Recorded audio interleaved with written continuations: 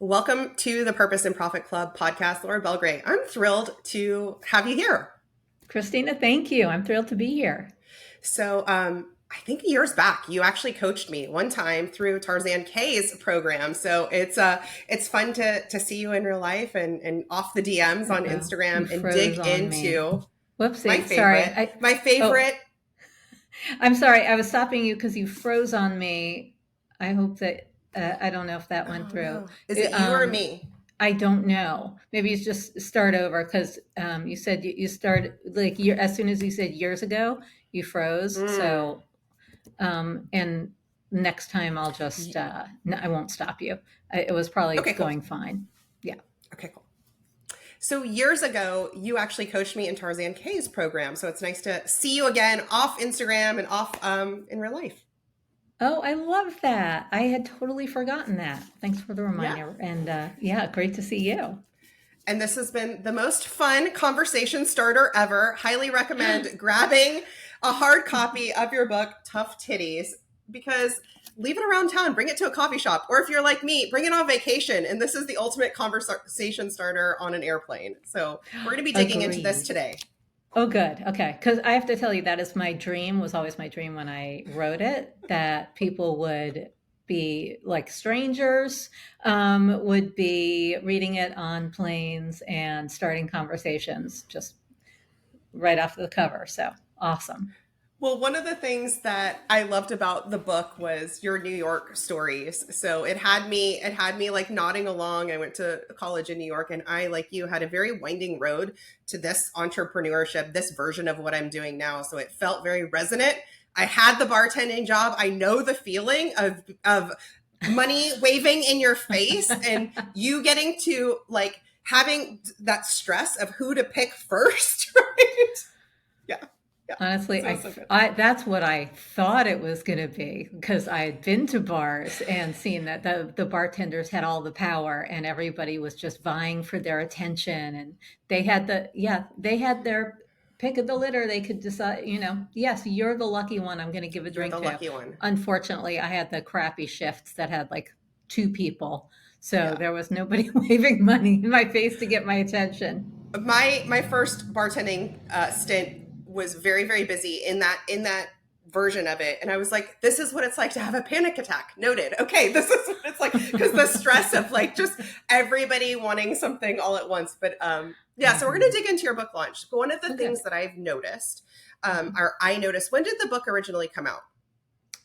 June 13th, 2023.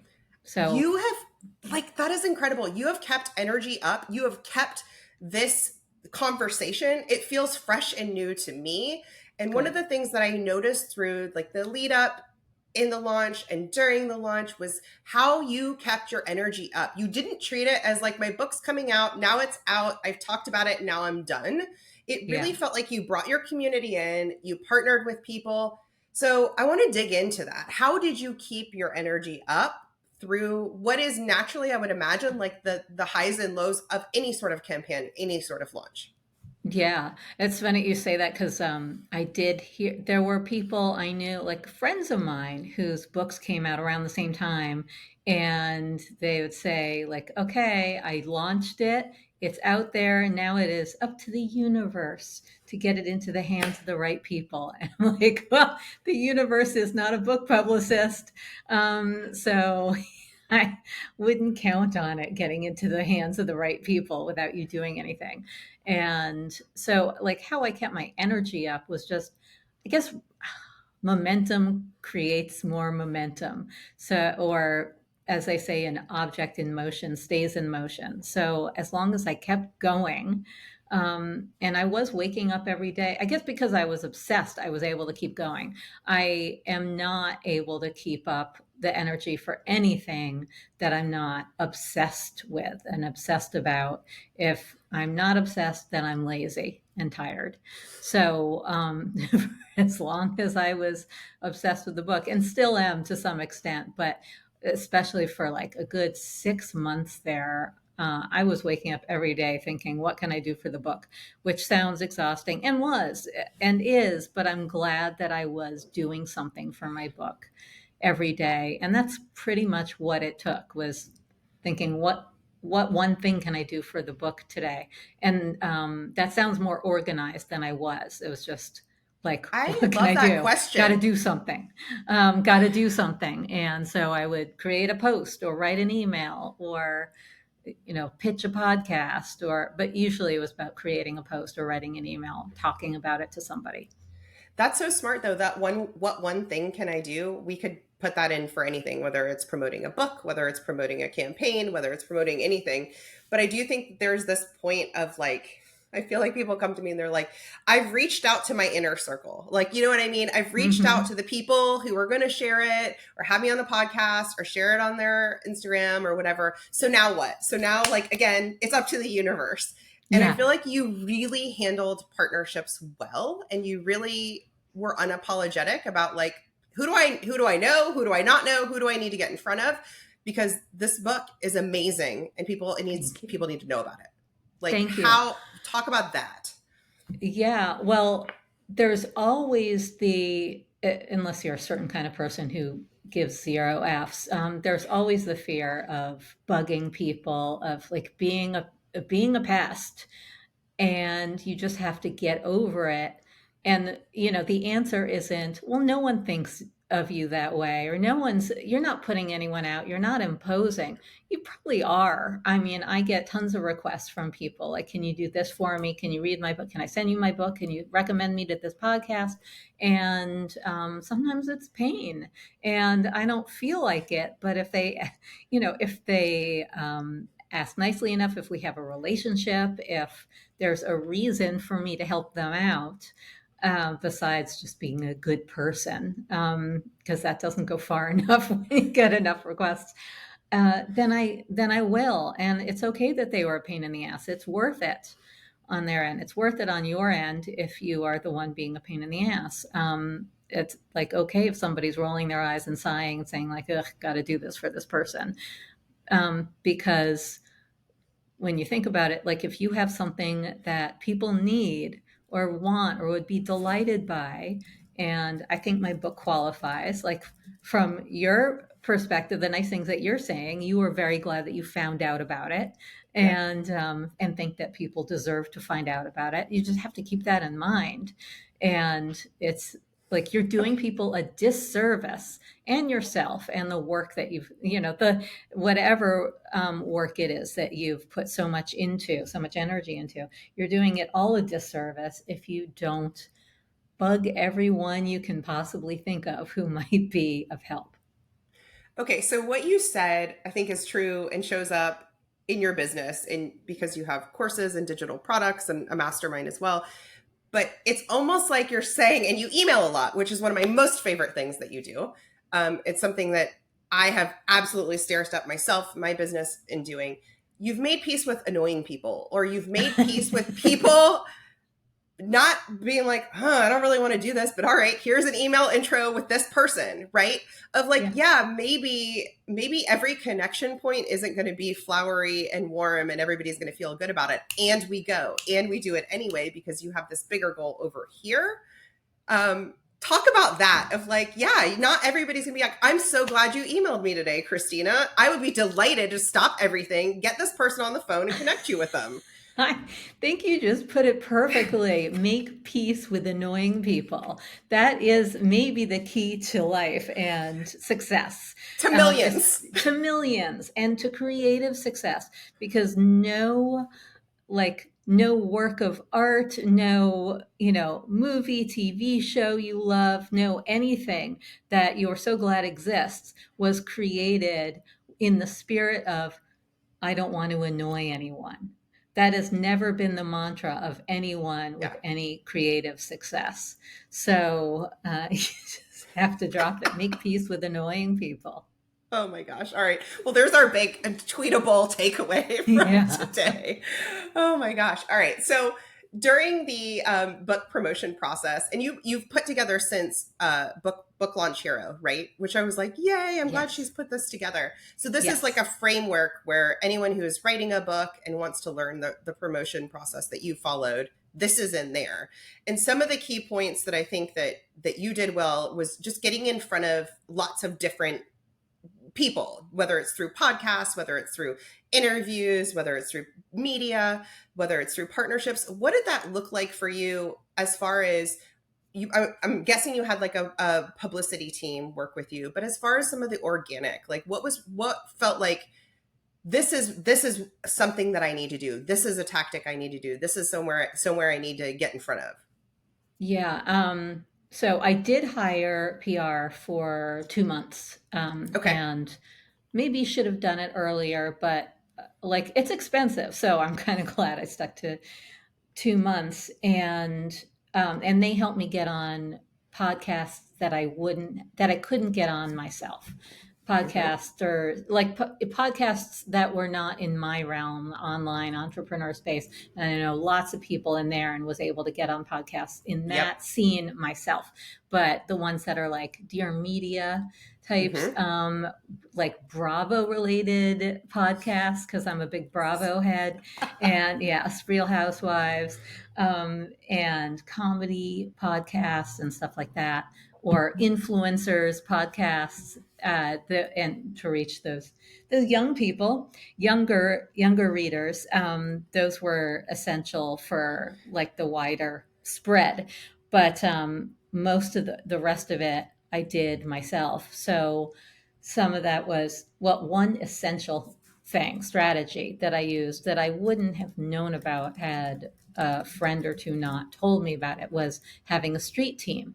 So it was my friend Selena Sue who helped me draft a street team plan. And that is like a group of people that you recruit, usually from your own email list. I guess some people might use social media to do it, but I can't imagine not having an email list and actually being able to do this.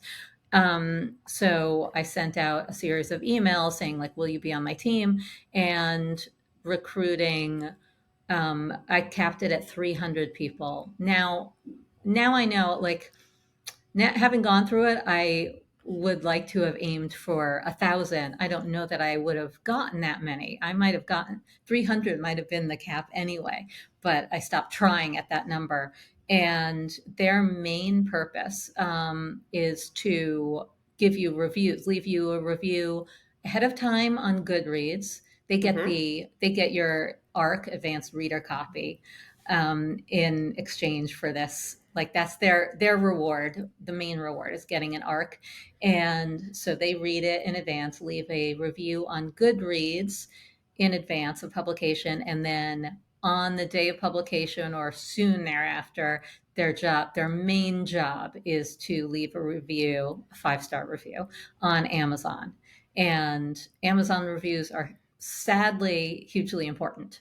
I wish Yep. they weren't. It's really hard to get people to leave them, especially if you are a nonfiction author. Fiction authors, for some reason, readers of fiction leave reviews all the time. That they feel like it's their duty, I guess.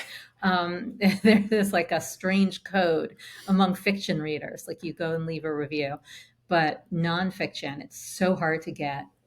Like most authors I know, even best-selling ones, have under 100. Mm. So I was really glad that I recruited this team, and they were wonderful.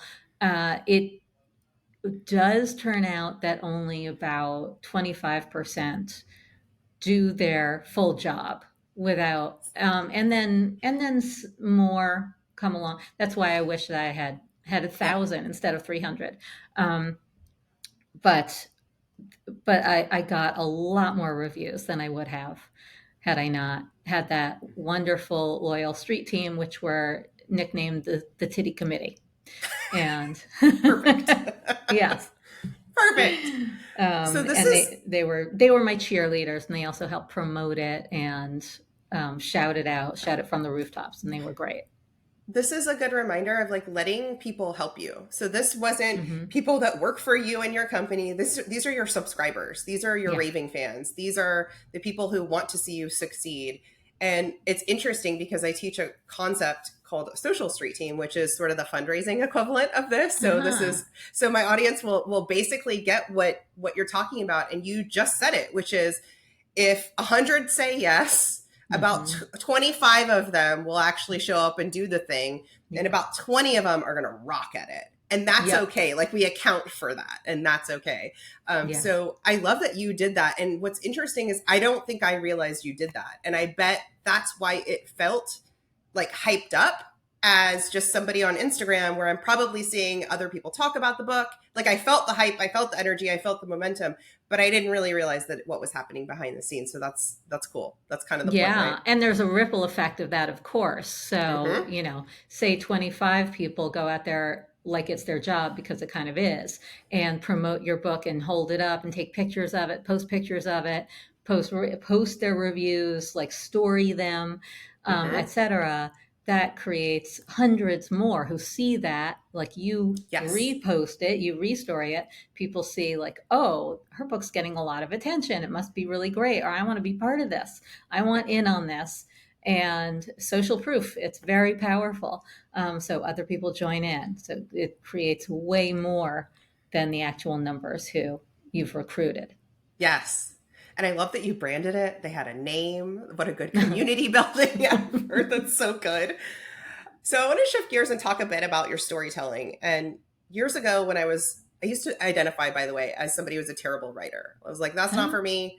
I'm an artist. I'm a creative. I'm businessy. I'm not a good writer. And my first layer was just dropping that story to be Yeah. like, oh, right. Maybe I'm an okay writer.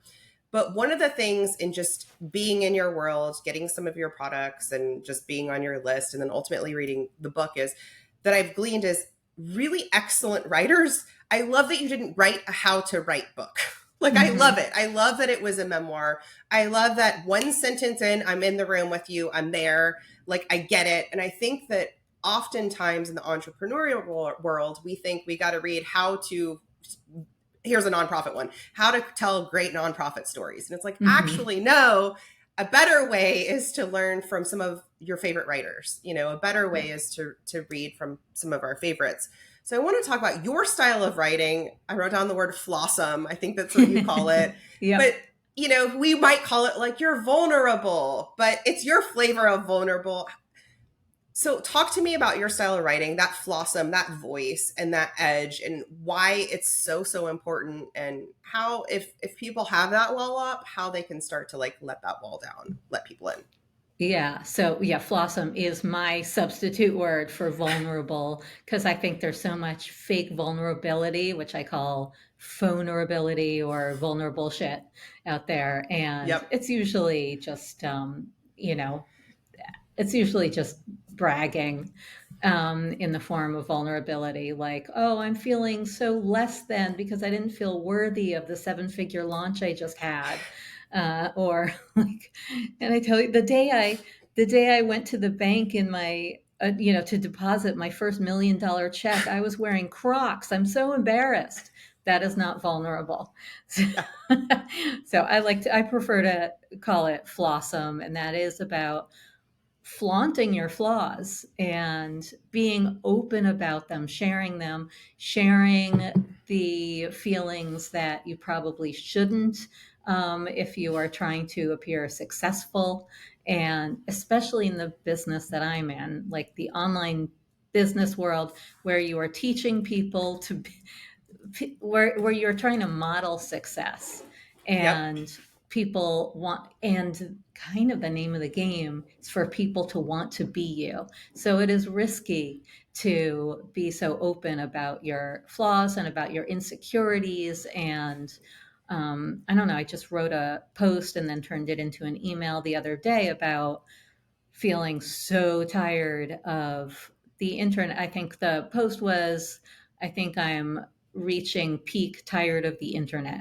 And then I wrote a long caption about it. I'm just like tired of all these things, all the BS and all the success tips and Mm-hmm. AI generated stories about how I just made 67,000 while sipping prosecco on the beach, while my kids frolicked in the waves. It's all, I mean, I can smell the chat GPT from here. So Mm-hmm. it was kind of a rant, and I knew it was showing a crack in the armor, because I think what you're supposed to do is say, I love what I do so much. It feels like play every day. Yep. And, you know, and when I'm so in flow and aligned that none of it bothers me. So what I'm hearing is we are supposed to project ourselves as successful. It's Yeah. aspirational for the people Hmm. who are in our worlds, right? And that success has to look professional. It's kind of like the lie we've been taught. I definitely think my clients and listeners feel the same way. I don't want to seem scatterbrained, overwhelmed, stressed out because this is them. My audience is going to be like, holy crap, I'm not going to donate to them, or, they're a mess. But the Right. reality is, that's the reality, and those are the juicy stories I want to read. Is we want to read that you're tired of the internet. We want to read that we're tired. I'm Hmm. tired of chat GPT saying unleash, unlock, transform. I'm tired of Oh, it. Make a elevate. difference, elevate. I'm like, I get you. Like, that's okay. Like, we get to say those things and still lead an organization, lead a company, lead a brand. And in fact, that's the piece that builds trust. That's the piece that builds connection. But I think it's a lost on a lot of people. Yes. And for that very reason, they're afraid that people will say, like, well, this person isn't successful. I'm not going to take them seriously. They don't have their shit together. Mm. And it is the opposite, that people are drawn to you because they trust you, because you are giving them the relief that they are not alone. And they still perceive you as successful if you are.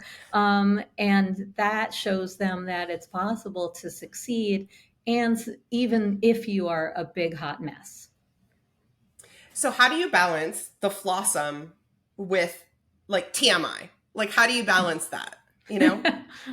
I mean, I am a bit of a TMI queen, but and my book has a level of TMI that I don't share in my emails and my business.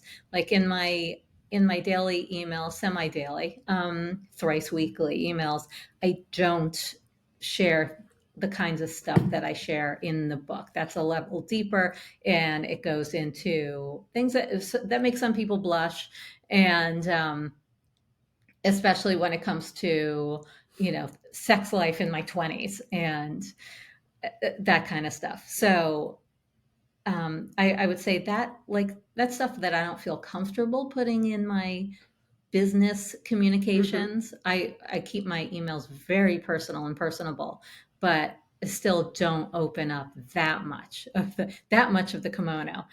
And I'm not saying that you can't. I Yeah. know people who are very successful email marketers who share way more than I want to read from them, more than I want to know.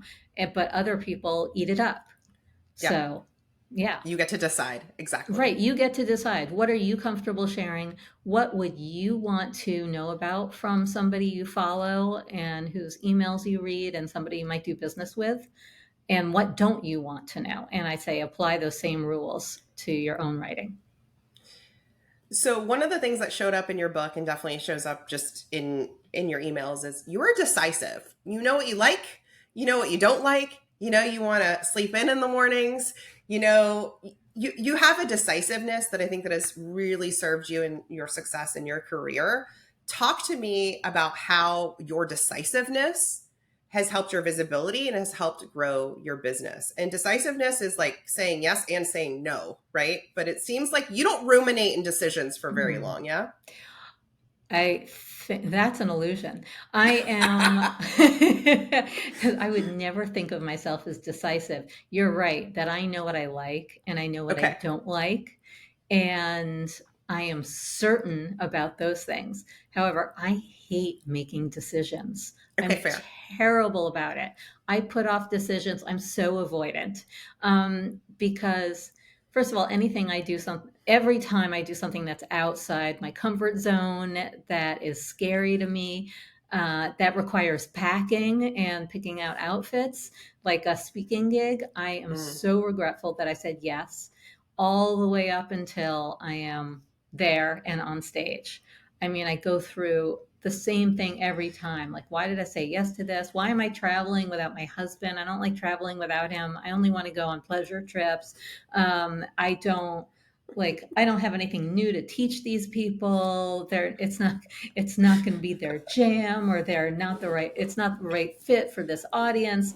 I have so and I wore this outfit last time, I can't wear it again, all the raging You have insecurities. And the brain like the rest of us then. This is great. Perfect.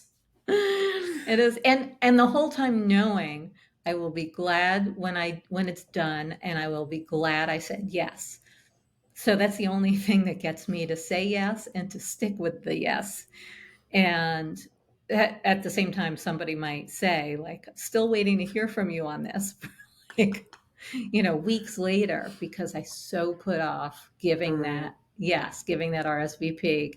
So, I am okay at picking what I want for dinner off a menu. That's not a big problem. But anything that involves my ego and performance and how I'm perceived, Mm. that is where I have a really tough time making decisions.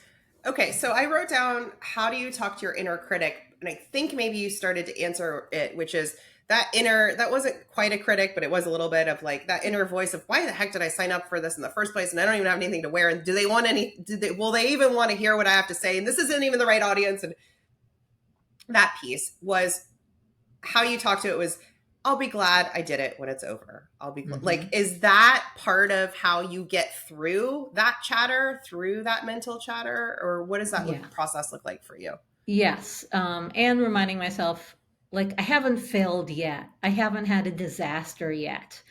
If we're talking about speaking gigs, I have not had anything Mm-hmm. happen yet where they're like, this sucked. Sorry, we want our money back. Or Yep. you're like, we cannot pass along a good word to anybody about you. So I know that I will never do as badly as I think I'm going to do, or badly at all. But so that's how I get through that.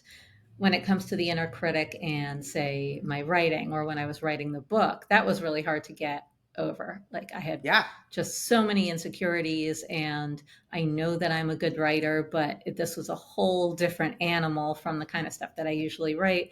Writing emails. I mean, my friend Susie, I would complain to her relentlessly and about how hard it was to write these chapters and give them an arc to meaning and make them complete. And she'd say, "You write emails every day so easily. Can't this just be that with a spine?" I'm like, I wish, but it's Mm. not. And actually, like, emails do not have to be perfect. And if Yep. you write one that doesn't get any engagement that you can see, that doesn't get any replies or sales, say Livy, write another one the next day or 2 days later or whatever, or the Yep. next week.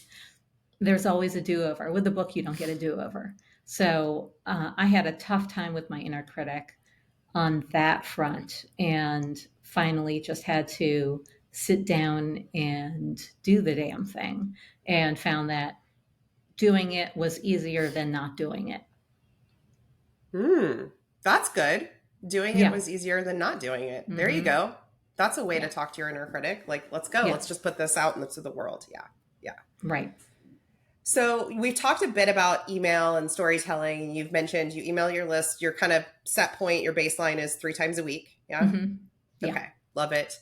Um, is that your recommendation? Do you wish that organizations and nonprofits, most entrepreneurs would email that much, or what's your recommendation? Only if they're writing really entertaining emails. I don't necessarily want to hear from a nonprofit that That often, often. because unless they're writing something really entertaining, and it's not, every one of them is not a plea for money, a straight plea for a donation. If it's like, what I want is to be intrigued, entertained, maybe informed, but less informed and more entertained, or have something to talk about. Yeah. So if this is a nonprofit that's sharing interesting tidbits, something personal, fun stories, or I don't know, gossip even, then I'm going to open those emails. If everyone is like earnest and here's why what we're doing is so important, Laura, Yeah, I don't need that many. That was like the tone of being called into the principal's office. Laura, this is Yeah, serious. right, Yeah, yeah, exactly. Well, that's exactly. also the tone of the ones that you get from, from the PACs, from all the political emails, Most of like, them. you know, Yeah. Tucker Carlson is lying about me, Laura. Oh, That's the subject line. yes, Yeah, okay. yes. Yeah. Yeah, we're getting ready to be bombarded by those this year for Mm-hmm. sure. Yep. So, moving into some of the things that you'd like to see in inboxes, and this could be for nonprofits or just general entrepreneurs, it can be trends, but I don't love that word. More of like, what do you want to see more of? What do you wish? What are you seeing that you're like, I look forward to reading this. I look forward to seeing this. Even if it's social content, I'm curious, like, what's intriguing you lately? What do you want to see more of? I mean, really, I just want to see more entertaining stuff, more gossip, more, like if it is from, um, like if it is from a nonprofit, which I don't follow a lot of them, but if it is, then still I want it to be. I want to see more entertaining stuff, or I just an example. There's one person in my mastermind shrimp club. Her name is Dana DePrima, and she has an organization called For Farmers. And what I've been working with her on a lot is that, like, people don't necessarily care about farmers, and you can't keep talking about why farmers are so important and expect us to care. If, however, you're talking about, like, why these cookies will taste better with local butter, Mm, and then maybe I'm interested, even though I don't bake. Or, like, these ingredients, like, your skin's going to be so much better if you, like, if it's about fresh yeah, local produce or something like that, if it how it affects me. yeah. So, I mean, as a 54-year-old woman, I'm just interested in right now in skin procedures and skin treatments that are non-surgical. That's like that, and House and Real Housewives, and anything from HBO, and like when is White Lotus coming back? But yeah, it's a lot of Bravo gossip So here's what in I'm my hearing. I'm feed. hearing some Uh-huh. through lines of like, don't make it always about the organization. Don't make it always Mm-hmm. about them. Figuring out that value proposition for a potential donor or subscriber, and not to be so serious, which is something I talk to them a lot about. Yeah. Many organizations are dealing with serious issues. They may be dealing with terminal diseases. I work with one that deals with ALS, and they find a way. There is some humor in that, and they find a way. Mm-hmm. They find a way, and just not letting it all be so dry and sterile and serious, and not using that very programmy speak, and instead helping to just entertain a little bit more. I also think, Yeah. letting people have the driver's seat who are staffed there. So it's not always the CEO or ED or somebody like that who's writing the emails, or the ominous brand. I really hate that when it just comes from the organization. It's not even, doesn't even feel like it's written by a person, an individual. Yeah, well, it's funny you mentioned ALS, because I've been thinking about a lot about MS, because right Mm-hmm. now, as we're recording, Christina Applegate has been on the scene a Yep. lot. She and Jamie Lynn Siegler just started this podcast, Messy, Yep. that I am obsessed with. And thank goodness, lucky me, like, I don't have MS. No one in my family has MS.